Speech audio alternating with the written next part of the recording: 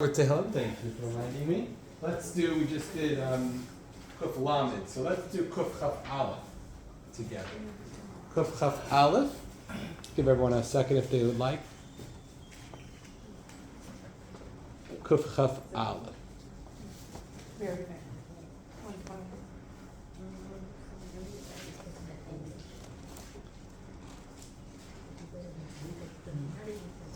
Shila malo sesayna yalarim yayin yavo Ezri.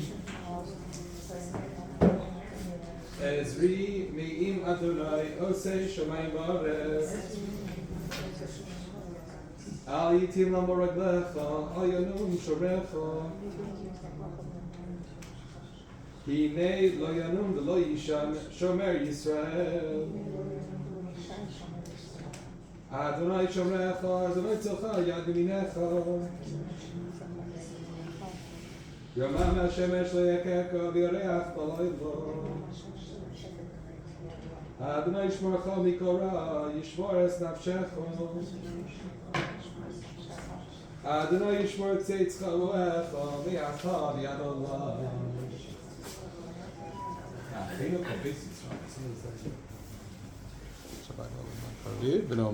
Amen. Okay, so we are up to new bracha. I like to start each week with a new bracha. And sometimes we might be able to do, might be able to do two brachot a week to finish Shemona Esrei, depending on the length and what goes on in each bracha. But before we begin, just a very quick idea. So in Lech Lecha, I know I'm a week now, 2 weeks behind. But in Lech Lecha, so we know that Avram makes it to Eretz Yisrael. Avram makes it to Israel. And where is his first stop? Ad Makom Shechem. Shechem. Rashi tells us, Lispala al Bnei Yisrael. Actually, al Bnei Yaakov, but it's referring to Bnei Yisrael. What did he do first? To daven. Lispala. The first thing he did. Isn't it incredible? The first avoda, the first thing that Avram Avinu did, that in Eretz Yisrael, the first thing he does, he gets off the plane, is he goes to daven. Davens for Klal Yisrael, davens on behalf of Eretz Yisrael, and davens for the Jewish people. Thought that was very apropos to what's going on in the world and what we can do here in America. Okay, so we are up to the 7th bracha. Re'ei v'yanienu. Re'ei v'yanienu. So we mentioned before, starting last week, or concluding last week, that after we ask Hashem to fill our spiritual needs, now we're going to move on to our physical needs. Okay, so we're in the Bakashot, the personal requests section, but we started in the personal request section talking about our spiritual needs. Now we're going to move on to our physical needs. Okay, and we'll get to healing, etc. That's all physical. We ask Hashem, Re'ei v'yanienu, see our troubles. Right? We have a lot of them. We need your help. You'll notice, very important, that when we finish Shema, the bracha we make, we spoke about this, I guess last year at this point, the bracha we make there is Ga'al Yisrael, he who redeems Israel. That's in the past tense, Lashon Avar.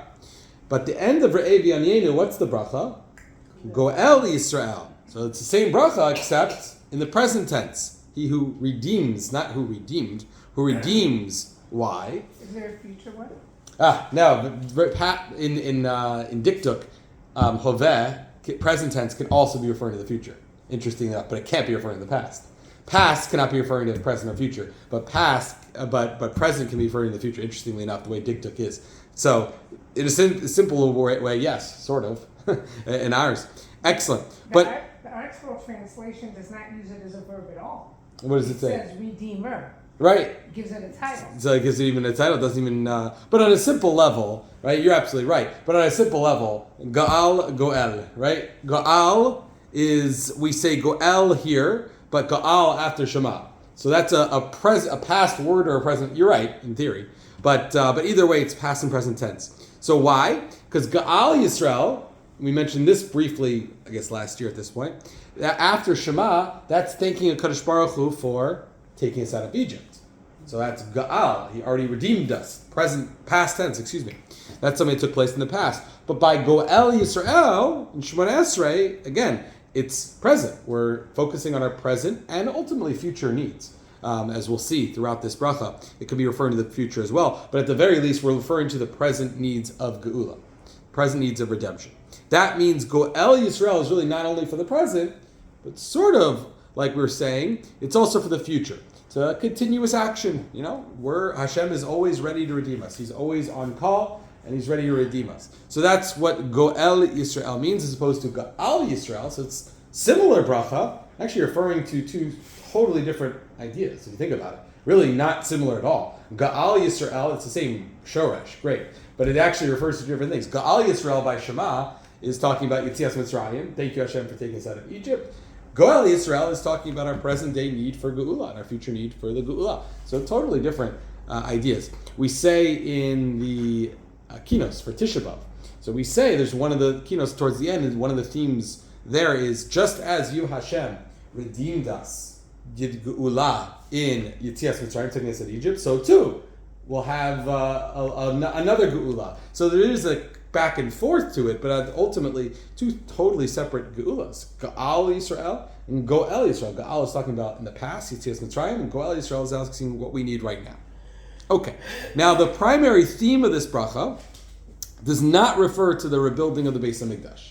Interestingly enough, you won't see it much more in that paragraph. There's not much, please Hashem, build the Beit HaMikdash, Bonei Baracham Av Yerushalayim, right? We don't say that in this bracha. Actually, it's really the only time we even mention the Geula. I hate to say it, is the bracha, is Goel Yisrael.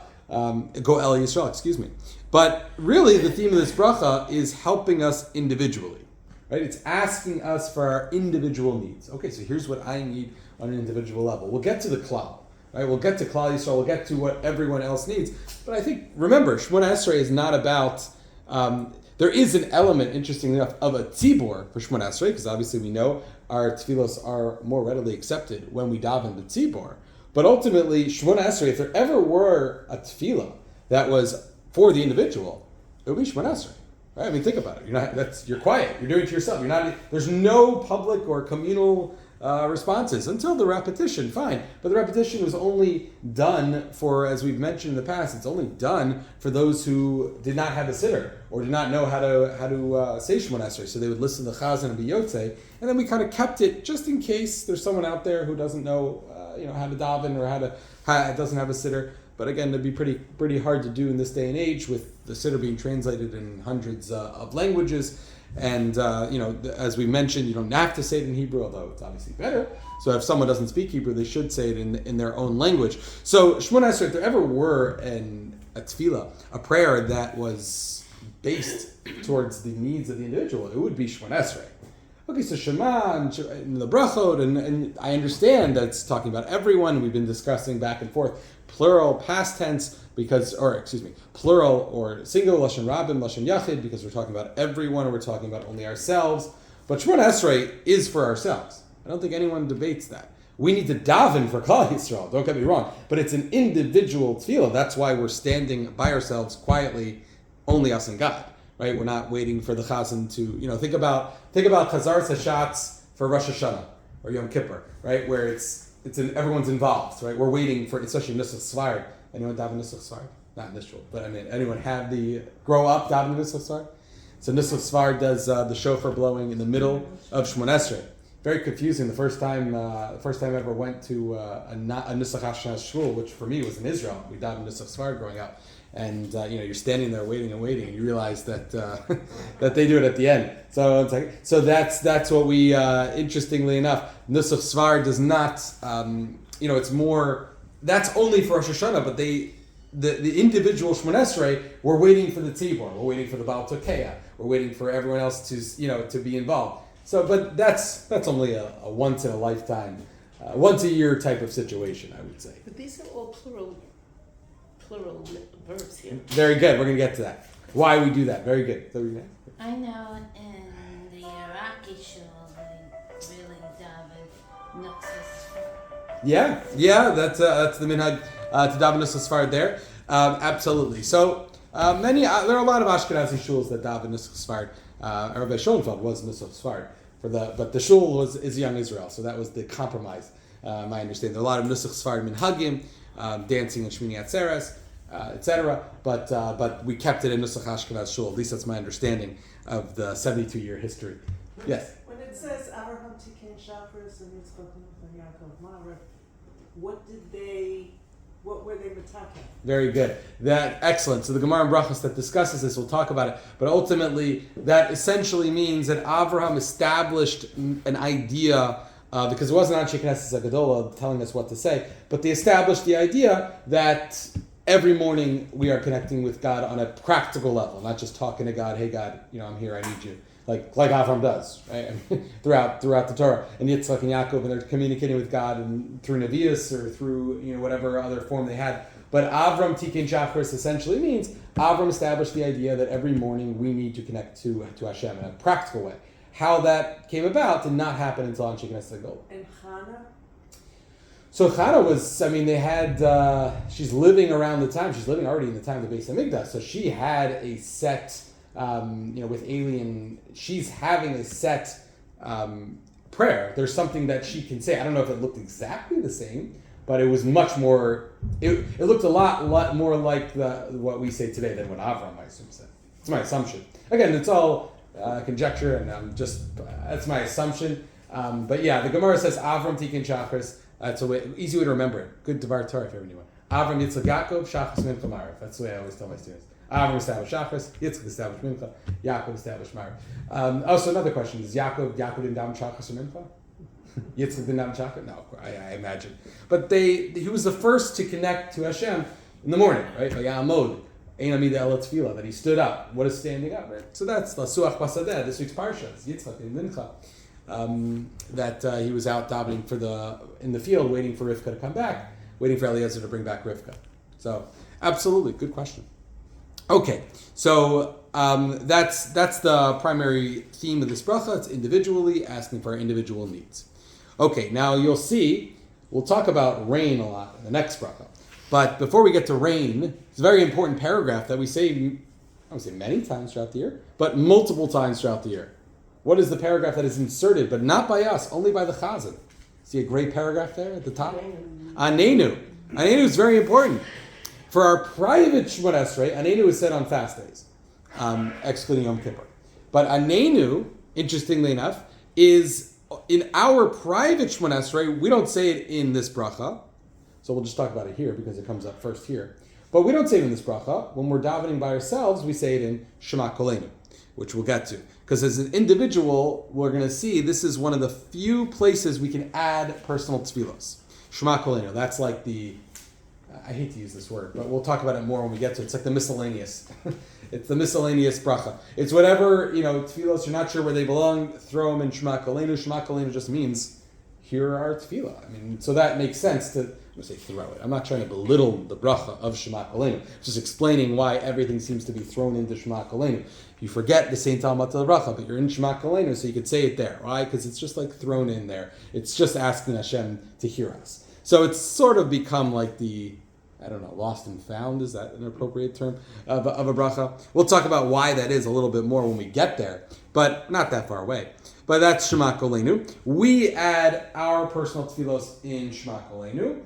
Anenu, however, you'll notice, the Chazan adds the bracha of Anenu in Goel Yisrael. He adds it in this bracha. Why? What is it doing in Goel Yisrael? We're talking about Geula, or fasting. Interestingly enough, except for Tainus Esther, every fast, and Yom Kippur, every fast is connected to the Chorban Habayis, the destruction of the Beis Hamikdash. So you could argue maybe, the Geula, we need to talk about where we're fasting, we want the Geula, so then we need the bracha on the fast day in there. I don't know, I haven't seen anyone who says that. Makes some sense in that respect. But there are other brachos that we could say. What about Yerushalayim? Right? Yerushalayim is an appropriate bracha to say. We're davening for the rebuilding of Yerushalayim. So why Anenu? So the Beis Yosef or Chaim quoting the Rif says David HaMelech ends, and we'll get to this parak of Tehillim at the end of Shemona Esrei. He says the end of the 19th parak of Tehillim is Yehi Ratzon Mirei Pi V'Hagion Libi Lefnecha Hashem Tzuri B'Goali, where we refer to Hashem as Goali, my Redeemer. Okay, what is the next pasuk? So that's the last pasuk of Parak Yud Tes, the 19th parak. How does Parak Chaf begin? Some people have been saying Parak Chaf. Well, very good, very good. V'Natzeach Mizmor LeDavid, Yancha Hashem B'Yom Tzara. I'm skipping in the pasuk. Yancha Hashem B'Yom Tzara. So, what do? The Shulchan Aruch, the Beis Yosef says, we put the ideas of Anenu right, of answering me on the day of my day of distress, where we ask Hashem to answer us on the day of fasting, be Yom Tzom Ta'anisenu, as we say in Anenu, right next to the bracha of Goal Yisrael. So we're almost like copying David HaMelech. David HaMelech he juxtaposes the end of Perek Yud Tes to the beginning of Perek Chaf with this idea of Anenu and the Geula, if you will, Goali. So we do the same thing. We end with the bracha of Goal Yisrael, and then and in that bracha we combine it, we juxtapose it, if you will, to the bracha of Anenu. It's an interesting way of looking at it. That's kind of one of our themes also throughout Shemoneh Esrei and throughout davening. We kind of follow David HaMelech's lead, if you will. Okay, so which tefillos do we say Anenu? Very important. Which tefillos, while we're here, might as well talk about Anenu a little bit. Shachris, Mincha, Ma'ariv, right? What do we say then? So interestingly, anyone know when we say Anenu? Okay, so Shachris is the Chazan, but when do we as the individual? Mincha. Very good. Mincha. Okay. Originally, it was said in all three tefillos. It was said in Ma'ariv the night before, Shachris, and Mincha. Like we say Yalav Yabo, for example, right? In Rosh Chodesh, you say it Ma'ariv the night before, Shachris, Mincha, and then next Ma'ariv it's done, unless it's 2-day Rosh Chodesh, right? And that's very important. Remember, you don't repeat Shemoneh Esrei if you forget Yalav Yabo at night, but you do during the day. Shachris and Mincha you do. We'll get to that a little later on when we understand why it's thrown in where it is thrown in. But ultimately, originally, Anenu was said in all three tefillos, which kind of makes sense, right? It's a fast day. It's no less of a fast day morning than afternoon, right? Or the night before even, maybe. Although that's interesting because if you think about it, the night before, except for 2 fasts, the fast hasn't begun, but the day, the 10th of Tevet has begun, right? The 9th of. That is a true statement to say we will be fasting the 10th of Tevet, or, Tzom Gedalia, the 3rd of Tishrei. So, nonetheless, they used to do that, but the Ramah says our minhag is to only say it, as Linda said, at Mincha. We only say it at Mincha. Why Mincha? What's significant about Mincha?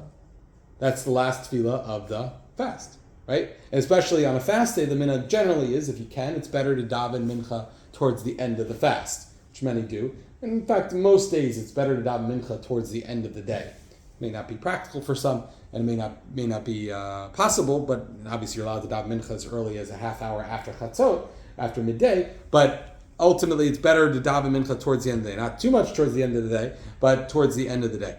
Because, what's the problem? So why are we saying it only in Mincha? Well, what happens if we say it in Ma'ariv the night before, or Shachris that day, and we don't finish the fast? Right? Let's say if something happens, we don't complete the fast. Very practical. Well, we'd be saying something false. We'd be saying sheker. So you can't say, answer me on the day of fast, and then I don't fast. Okay, so if I know I'm not going to fast, it's one thing. It's fasting, whether I'm fasting or not. It's true, and that's what the idea is brought down. And even if I don't fast, right, as we're going to see, the Chazan, interestingly enough, exactly Fran's wording, that yes, if I don't fast, it's still fasting. I still want you to answer us on our day of distress, this fast day. And if I don't fast, and what if I have a heter not to fast? What if I'm not allowed to fast, right? Yeah, so all those are very, very fair questions, right? We discussed. That's why you have it early. I'm sorry? Is that part of the reason you have it early? You have like 1 o'clock? Maybe. That's a good idea. Maybe that's good for those people who are breaking their fast. That's a good way of looking at it. Never thought of it that way. So you can fast like half the day. Yeah, I mean, but what about someone who can't? Yeah, if someone's not, if I tell someone they're not fasting on Yom Kippur, it's an avera, it's an isser d'oraisa to fast on Yom Kippur, right? It's a mitzvah d'oraisa for them to eat. How much they eat, when they eat, why they eat, that's a different discussion. But there's a mitzvah d'oraisa for them to eat. There's an Isser D'Oraisa for them to fast. It's the same Isser D'Oraisa for me to break my fast on Yom Kippur than for that individual to eat on Yom Kippur.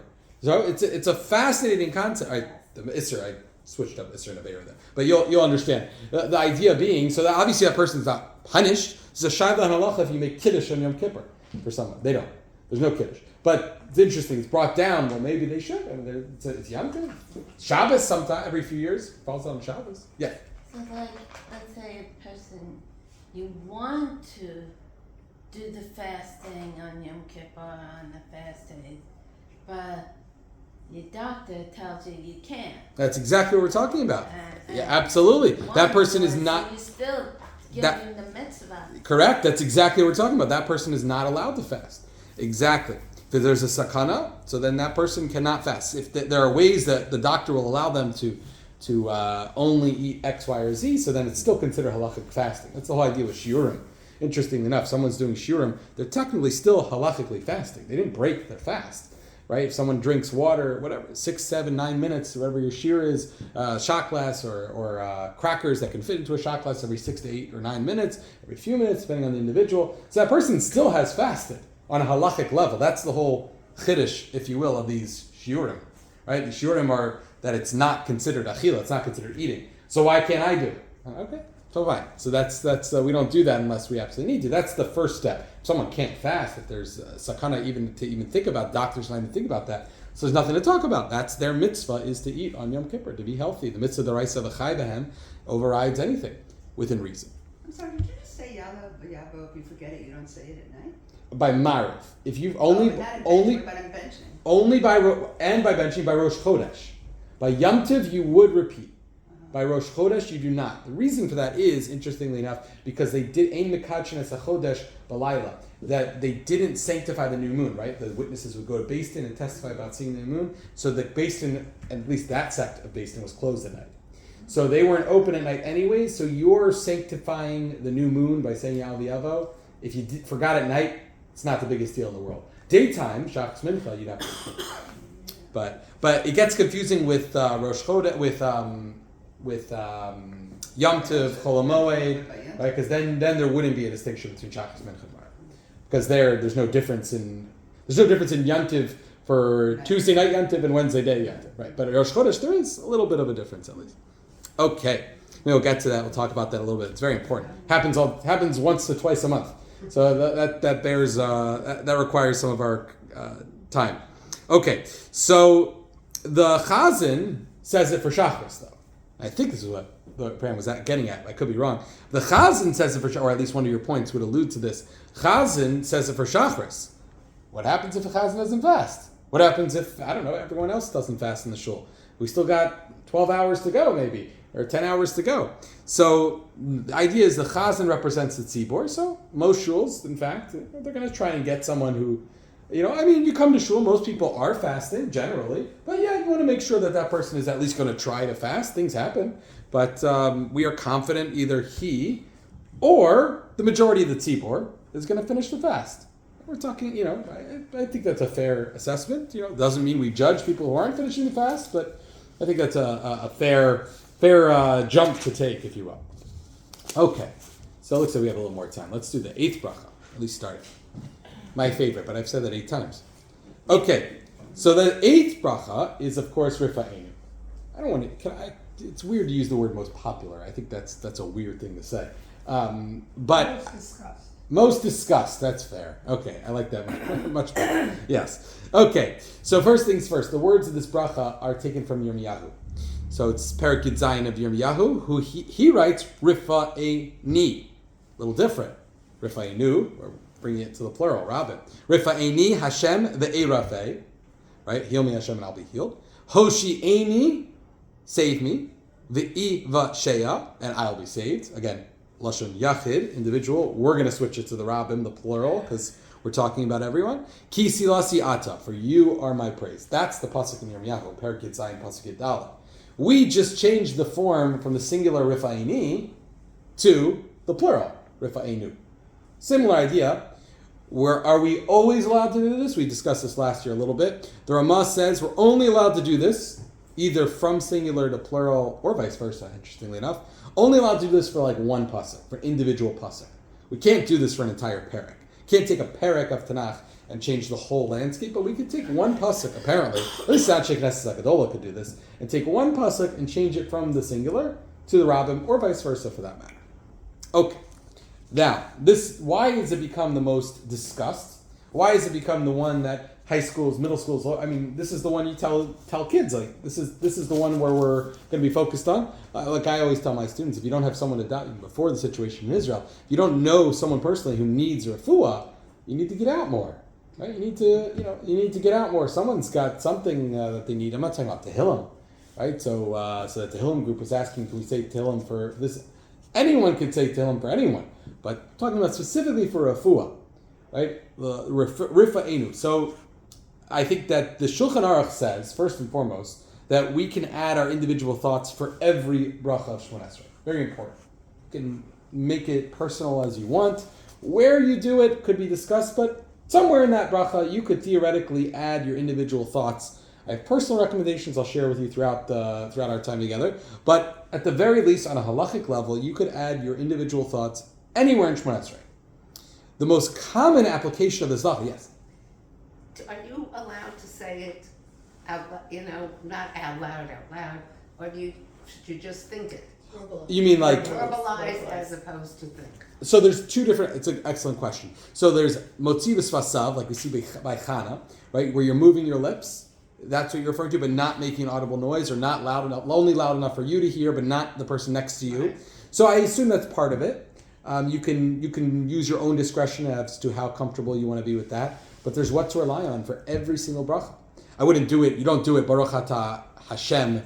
Oh Hashem, please save. Don't do it there because you're in the middle of a bracha. That could constitute as a hefsek, an interruption. But some do it before the bracha, at the end of the paragraph towards the beginning. Some do it before the paragraph even starts. Personally, I like to save all personal bakashot for Rifa'enu, for the healing, as we'll discuss, and Shema Kolenu. And then at the end of Shemona Esrei. I feel on a personal level, those three places are more than enough for me. And I can kind of include everyone and everything I'm davening for in either of those three locations. But there's most definitely what to rely on for each bracha if someone feels the need or would like to do that. Should you add the same one for Enu and Shema Kolenu? The same person, same thing, just repeat it? I don't think you need to. Okay. I think Hashem's heard it before. I don't know. I mean, if you wanted, it's not like, right, it depends on your memory. Right. You forget by the time you get to Shema Kolenu. It's possible. It's happened. I've davened for the same person multiple times in my life, I'm sure. I don't think it's like a bracha levatala, where Hashem says, too positive, now I'm going to take it away. You just cancel out the first tefillah. But our memories sometimes need a little help. I can acknowledge that. So yeah, I don't think it's necessary. I wouldn't recommend it if you could avoid it, but if you did it, it's not the Are end. there parameters for a fire? Like, can you say it for someone who has a virus or a flu? Excellent. Really, the parameters on halachic level that we have, but when it comes to that, the question I get asked all the time is gomel. Well, can I say gomel for this? Can I say gomel for that? Can I say, So by Rifa Enu, I think anyone who suffers from any mental or physical illness can be included in that category. It could be a bad cold. I don't know, you're asking for a refuah. There's no limit to how many times. Yeah, so then your Shemona Esrei just got a lot longer, right? No, I mean, because come on, that's what I tell my students. Like, no one. And if it did.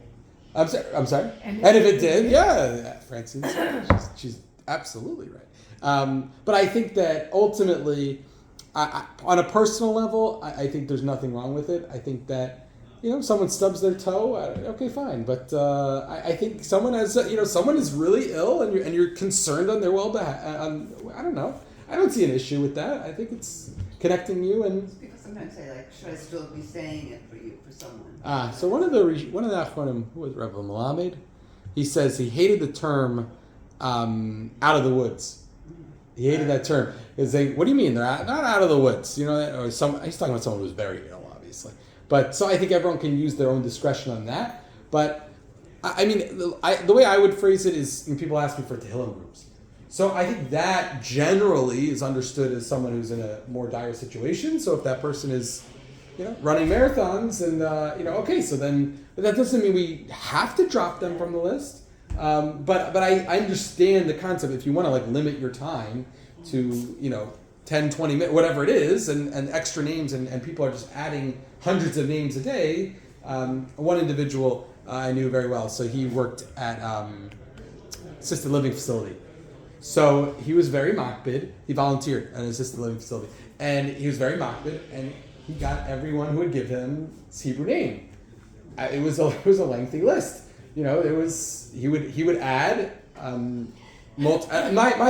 just told him to please follow up with the individuals because this was also assisted living. I often ask the person. Yeah, how you doing? The person that gave me the name. We have a Tehillim group on my block, and we always write down who gave the name. Or Correct. When they give the name, who it's for, because they give you a Hebrew name, and then you ask them 6 months later, do you want to? Correct. And they say, I don't know who it is. I say you have to give me an identifier. You like to wait. Oh, I like that. So that's why I write for all our names for the Chayalim, for everyone who's asked for someone to daven for an Eretz Yisrael. So I have a chart that I keep it, and I write submitted by. So this way I could check in with that individual, if the person's been discharged from the army. I wish him well. I'm not saying, but I want to have a list of all the chayalim that are somewhat connected to the young Israel. Not saying we shouldn't be davening for the other chayalim, but I just think it's cool to have, at the very least, start with a list of nephews, nieces, friends, cousins, grandchildren, sons, daughters who are currently in the tzahal, and then we'll take it from there. So then I just write submitted by. Whatever, Rosenfelt, whatever, I write. So this way I can follow up and just make sure. But I agree with that. I think that's what I write for refuah also. I've submitted by, so this way, and especially this one individual that I'm referring to, a lot of the people passed on. He was working at an assisted living and nursing home facility. So a lot of the individuals passed. It's just good to know. I mean, I don't think it's inappropriate. And he meant well. Sometimes he would bring a list of like 100 names. You go door to door. And that's beautiful. That was so. I thought that was so nice to have. So I would have him when I would give the Misha Berach. I would have him read his list. I thought that was fair. Kind of like what we do for Yisro and Yom Kippur. Everyone takes a list. I think it's beautiful. I don't think there's anything wrong with that at all. Okay, so let's stop here. It looks like that we're people are hungry. No, we'll continue with Rafa'enu next week, God willing. And then move on to Baruch Aleinu. It's almost like that the next part of the next material that we're going to study. You can